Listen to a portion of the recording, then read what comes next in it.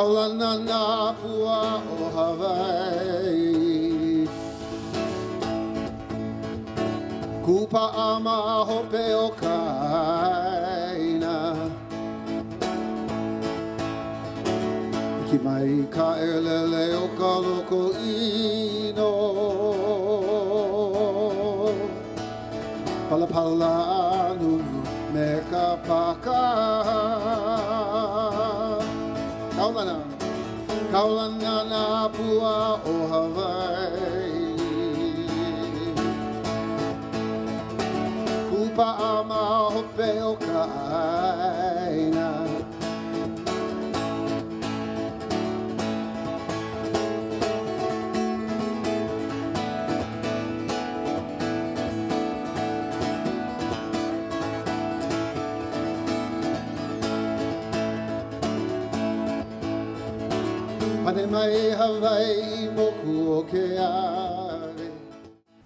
Aloha, I'm Lila Berg, host of this program. Welcome to the Sovereignty Conversations, dialogues with Hawaiian sovereignty thought leaders about models of sovereignty and Hawaii's political future. History has revealed that in 1898, the United States extended its territory in the Pacific by annexing the Republic of Hawaii through a United States congressional resolution understood in international law as an illegal act. The Republic of Hawaii became a territory of the United States in 1900 and a state in 1959. On January 21, 1993, President Clinton signed the Apology Bill, acknowledging the United States' actions to claim the Kingdom of Hawaii as its territory. Since that time, thought leaders throughout Hawaii have been wrestling with what the next step should be regarding the political and governing future of our islands. Today's conversation with our guest offers one of several models of sovereignty. And I'd like to welcome you, Leon, for joining us. Leon Siu. Mahalo. Good to be here. Thank you very much for your time. Can you share with us a little bit of your organization, your role, and this model of sovereignty? Maybe I can speak a little bit more about the introduction. Thank you. Because what the introduction tells us is that the United States actually acquired, or thought they acquired, the Hawaiian Kingdom, when actually all they acquired was the Republic of Hawaii, which was a fraudulent government that was put in place by those that overthrew the Hawaiian Kingdom. And that fraudulent government claimed that it owned or it controlled the political and the real estate of the Hawaiian Kingdom, when actually it didn't. There was no title transferred, there was no authority transferred. But the territory of Hawaii was comprised of this Republic of Hawaii, now reconstituted through United States law as a territory. And then it became a state later. All the while, the Hawaiian Kingdom is still there, but being ignored and also being covered up. There was a 60-year campaign to actually obliterate any memory of the Hawaiian Kingdom as far as it being a continual entity. But in recent years, particularly in the last 30 years, we began to understand what occurred and the sleight of hand that took place in the late 1890s. And to the point where we understood that the Hawaiian Kingdom actually is still in existence. Particularly over the last 10 years, this has become quite prominent, or actually 13 to 14 years. This has become actually established now in international law or in international circles that the Hawaiian Kingdom is a nation in continuity. It was never relinquished, it was never extinguished. So it is a nation in continuity, although most people can't see it. But under, again, international law and under political formats, this existence of the Hawaiian Kingdom now creates a very, very difficult problem for the United States because of its claim of sovereignty over the Hawaiian Islands. Now, the existence of the continual existence of the Hawaiian Kingdom is what prompted many of us to respond and say, this is our country and we have the right to reestablish it or to awaken it, reawaken it, and to enliven it and to move forward. The only problem is that the United States is continuing to claim sovereignty over it. I describe it sometimes like it's like a 900-pound gorilla sitting on the Hawaiian Kingdom, obliterating any recognition of it or any sign of it. But that our problem now is to move the 900-pound gorilla off us to expose that we are still here. Well, I think it even gets more complicated because within the state, there's decisions that are being made regarding land and the Correct. confusion of ceded lands and kingdom lands. And Yes. so let's hold that as the context, that there's a lot of confusion. Yes. And there is recognition Right. and acknowledgement that the kingdom still exists. Your role in your organization. Well, let me go back to the confusion. There's confusion not of the facts, there's confusion of the interpretation of where we are today. And because of certain parties trying to feed that confusion. And one of the biggest confusion is identifying who the Hawaiian people are. Back in 1893, when the Hawaiian Kingdom was still active, the citizenry of the Hawaiian Kingdom did not consist of only Hawaiian people with Hawaiian blood, Hawaiian koko. It was a citizenship that was like any other country, comprised of people of different ethnic groups, different bloodlines, and all that. And they comprised the Hawaiian Kingdom. And there was ways to become a citizen. Yes, yes. Yeah, you could either be born here, which is the international way of understanding citizenship, or you could be naturalized. And there are a couple of other ways too, but those are the two principal ways. And by doing that, you actually became a citizen, a participating citizen of the Hawaiian Kingdom. So there were many former Americans, former British, former Russians, former Frenchmen who were actually citizens of the Hawaiian Kingdom. So when the United States refers to trying to make amends for the overthrow, say, for instance, in the Apology Law of 1993, they were only referring to the native Hawaiians. And that was deliberate because what they're trying to do is limit the scope of the responsibility and the scope of the, liability for the crime that was committed, when actually everyone who was a Hawaiian citizen at that time was injured by the takeover by the United States.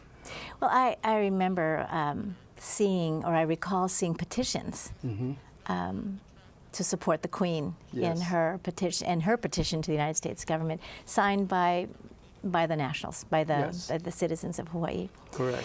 And there So- were many non-native Hawaiians Yes. on that list. And we had a constitutional democracy here at that Correct. time. Yes. So that's the framework here.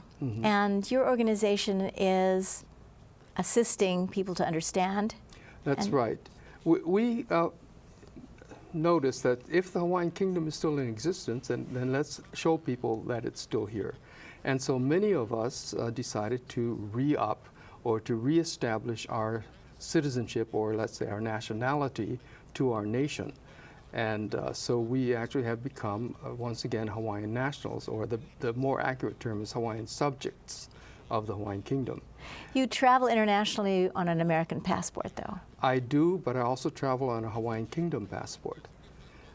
In some places, well, most places won't accept the Hawaiian Kingdom passport yet, but some places do. And when I go to those countries, I use a Hawaiian Kingdom passport. So help us understand why you go to those countries, Okay.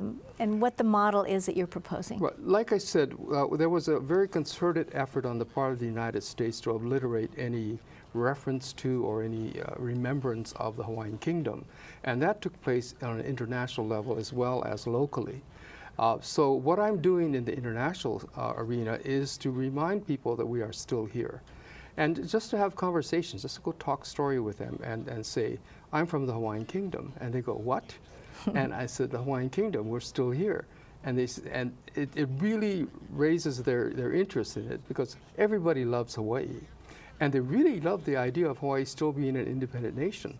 You know, the whole idea of us being a state of the United States has not really settled yet in the rest of the world.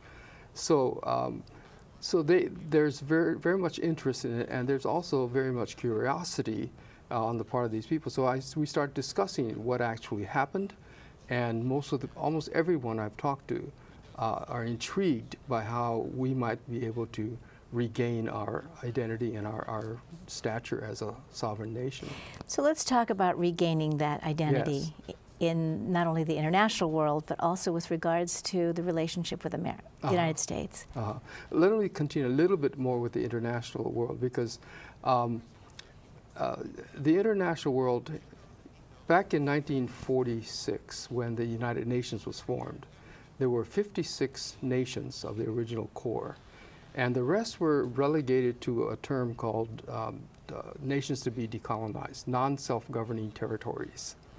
And since then, there are now 193 nations in the United Nations, which means there's been this huge amount, more than 2/3 of the current United Nations actually were nations that were under captivity or under occupation or under colonization by the other states. So right now, the United Nations and the general feeling of the world community is that people should have the opportunity to be independent. Most of the countries have already exercised that. So we have a lot of empathy with us as far as countries that were once colonies or occupied. And so they are actually supremely interested in helping us regain our stature, especially when they find out we never lost it. It's just been covered up, it's just been blanketed over, and the memory of our statehood, our nation, was, they tried to erase it. It has become so complicated. Yes. So many pieces now because of the time that's gone by, and also the generations that maybe don't remember anymore. It's a historical fact. And yet for you and your organization, it's a living reality. Correct.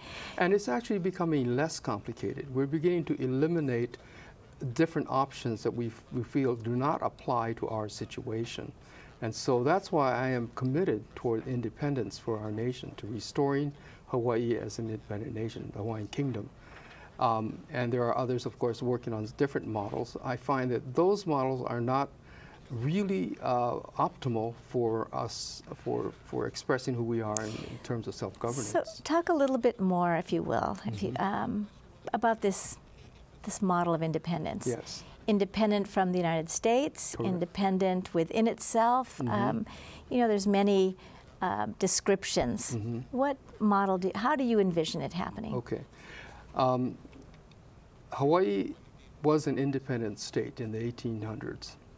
And we were recognized, we had treaties with 46 other nations. And those treaties were never abrogated, they were never canceled. They still are alive, only they have not been in use, so to speak. So we would like for the Hawaiian Kingdom to become again an independent nation, a fully self-sustaining and self-standing independent nation. We were recognized totally by the United States, and we're under recognition by the United States at the time when the United States invaded. You know, so that was the greatest breach by the United States, or the greatest violation by the United States. Who would run the country, or how would the leadership be determined? Right. So the interesting thing about putting the Hawaiian Kingdom into sort of a suspended animation is that when the United States relents and actually stops claiming that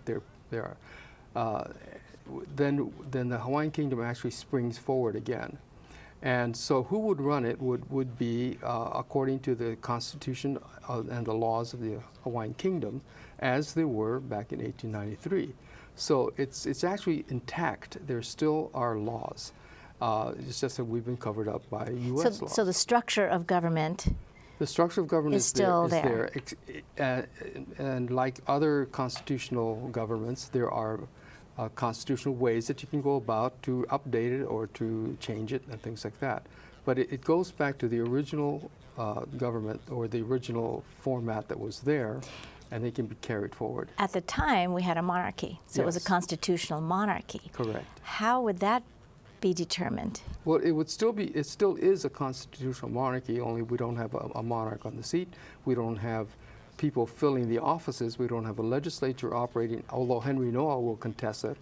He has a legislature operating. So we It really doesn't matter when a country, and we found this out particularly with the decolonization of these other nations that came after the initial founding of the United Nations. There were many, many different models that were used to gain their independence or their liberation. And then the most recent and probably the most applicable, and somebody else can speak to this, would be the Baltic states after the fall of the Soviet Union. When the Soviet Union broke apart, it now no longer held sway over these different countries, and so many of them simply revived who they were and asserted their independence that way. This would require the people, Yes. citizens residing in these islands, Yes. to become voting members of the kingdom, Of the new government. of the new government. I guess my question at the moment really has to do with the United States needed Hawaii for political and strategic and also economic reasons. I would be hard pressed to suggest that they would easily say, go But back you to raise history. a very, very good question. The question becomes, who is eligible and to assert himself as a Hawaiian national? And it's those that have chosen that, first of all, have the right to be a Hawaiian national, those who were born here, particularly those who were born of and have are descendants Ancestry. of nationals of the Hawaiian Kingdom from 1893. So myself, I can reclaim my citizenship in the Hawaiian Kingdom because I'm a natural-born national of the Hawaiian Kingdom.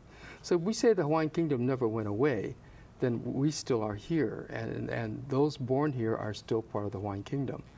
And then, of course, the laws of the Hawaiian Kingdom allow people to be naturalized. So the question becomes, who is a U.S. citizen or a foreigner, and who is an actual national of the Hawaiian Kingdom? And it will come down to people having to choose which one they would identify with. Again, I refer to the Baltic states because they ran into that problem also. In Estonia, for instance, they had 600,000 Russian troops and dependents living there who all expected to vote, and they were going to be voting for reestablishing communism. But the Estonians raised the question and said, are you really Estonians? Can you vote in here? So it's an established international practice that only those of that place are allowed to vote for that. So do you envision there being a vote? Put, first of all, a registration of who becomes a citizen, or what would the process be? First of all, the process would be that the Hawaiian Kingdom would actually automatically spring forward once the U.S. steps aside. Okay. Okay, it would spring Therein forward. lies And some. at that point, then it would establish who are the nationals and all that, and they would be the ones to reconstruct their government. Okay. The United States stepping aside is a gigantic step. Is your organization, who is engaged in conversation with them for this possibility?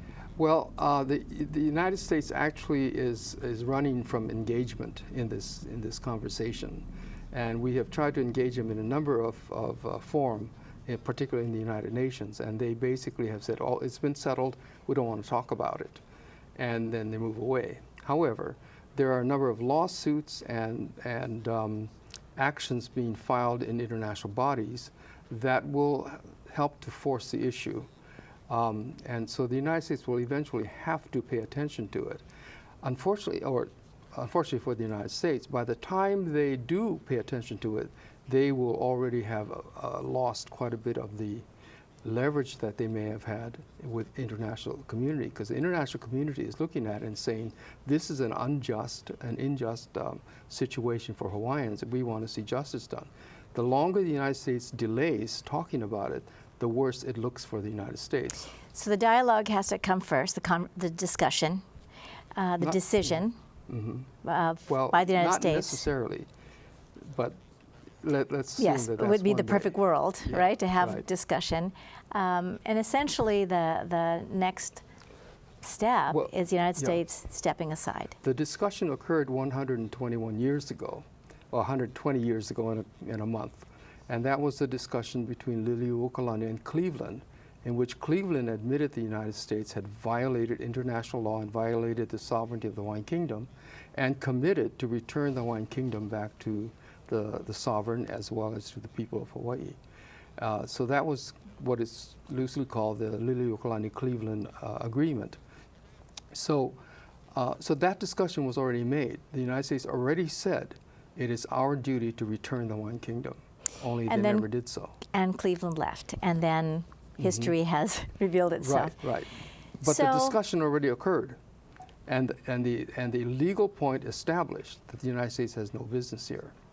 Okay, even though that discussion did occur, do the people currently in the United States, power and authority, acknowledge that the discussion was had, that there was? No. Okay, so it's almost like starting over again. Not necessarily, though, Because of the lawsuits. And because of the lawsuits plus that discussion, because they can't ignore it. They can't, and that's why they're avoiding coming into any discussions, because when those questions are raised, they will not be able to answer it. We had an opportunity in Geneva a few years ago. The United States was giving what is called the Universal Periodic Review about the United States' role or the United States practices in human rights. And so in a side event of that, the United States had their panel there of State Department people, and it was open to questions from the floor. And one of our people, it was Poka'alai Nui, asked them a question straight out. What procedures were used to make Hawaii a state of the United States? And the United States just bailed on the question. I mean, they refused to answer it. They changed the subject. They went, what they said was, oh, that's already been settled politically, and let's move on. I would think this also happened when the Russians asked them that same question a couple of years earlier. I would think it is from their perspective, they wouldn't even know what to do. Yes. Who do they even start to talk to about stepping aside? Because there's so many complications. But say that did happen in our lifetime, the kingdom becomes restored, and then there are procedures for people to determine whether they are a citizen of the kingdom or a citizen of the kingdom. That would be the only choice, right? Right. Like I said, there's been precedents. There's 147 other countries that were formed under all kinds of different circumstances, but they went through the procedure of how do we take back control of our destiny and of our decision making. And there were some that were bloody wars and things like that, but in many cases there were actually reasonable and time given a transitional period where the most recent one is Iraq. Now that's a big mess, but the steps were actually followed where the United States invaded, displaced Saddam Hussein, and then helped to build a new Iraqi government.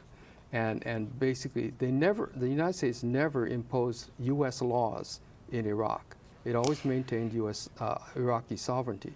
But they built a new government, they had elections and all that, and they built a constitutional government. And that is the responsibility of whoever is occupying the country. It will take a lot of citizen leadership. Yes. And participation, Correct. even to get to the point of compelling the United States to continue the discussion. Right. You've been doing this for many years. But that's why we need the time. The transition time is when you build that leadership. Can you talk a little bit more about what's Okay. happening now as we wrap up our program? Right, and what's happening now is that many people are beginning to realize that we do have to build our country. So people are envisioning where is our country going? What would our country be like under our control, under the control of the Hawaiians, who have this wonderful spirit of aloha? Would we be any different from those that are controlling our country now? Are these public forums or dialogues or quiet circles? These are conversations going on within the different sovereignty groups and amongst us, as well as some of it is being published. But what we're just kind of at what Poka'alai Nui calls the dreaming stage. What would it be like if we were in charge of our own future? How would we manage things? And and it's really quite a beautiful time. And I'm really pleased to hear that. You're a very kind man. Oh, and you've been doing this work for decades. Yeah. You still have a positive spirit. You're working with many different people. And I guess in closing, what I want to ask you is, This is your life work. And as you continue and working also Well, actually, my life work is music. Yeah, that's true. It's all incorporated. This is what I'm doing now. Yes. And you work with young people. What closing thought might you give to if someone's listening to this program and they think that, you know, this has some merit and they want to be part of a transition that's really going to enable the kingdom to return? What might you say to them? I would say that it's not going to be a bad experience, because if you think of yourselves, most people who've decided to live here have fallen in love with Hawaii, not just because of the place, but because of the people and the values that we hold here, and the inclusiveness that we have in Hawaii, and the way we treat one another. And so if you can extrapolate that to a country that's run by people like us, you know, what kind of a country will that be? You know, it's going to be one that's very different from the country that exists or the state that exists now. And internationally recognized with a viable passport so that they can come and go as they want. Yes. Yeah, and actually enjoy all of the other benefits of being an independent nation, like not having to clear everything through Washington or depend on Washington to ship us our food, or, you know, that kind of thing. We can make treaties and we can do exchange and trade with the countries around us in the Pacific. We can enter into a partnership with the other Pacific islands who are waiting for us. I mean, actually begging us to come back and be a part of this new era, the Pacific era that they're participating in. That will probably be the content of our next conversation when we're able to do that, because we import 90% of everything we use easily. Yes. And we are dependent on the United States for a number of different components of our life. So if you see us in the international arena, it could be very exciting. Yes. And the Hawaiians, of course, were very industrious people. When Captain Cook came here, he was so surprised as to the industry and how little actual time it took, because the Hawaiians had it so well organized and working with nature and all that. So if we return to that kind of a mentality, how do we take care of ourselves and prosper that way? I believe that we'll succeed very well in, one, getting us off the dependency of the United States, and then also opening up our options to world trade rather than just with the United States. You really present a global perspective. And when we talk about global learning for our young people, it's very reassuring to hear from you and your organization that perspective that we have a place in the world. Yes. And also that we will be inclusive. Yes. Thank you very much for joining us today. Well, it thank was you so very much enlightening, and we'll talk soon again. Thank you. Aloha. Thank you. I'm Lila Berg, host of this program. You've been listening to Sovereignty Conversations, Models of Sovereignty from our thought leaders, and today's guest was Leon Siu. Thank you very much. Join us again. Aloha.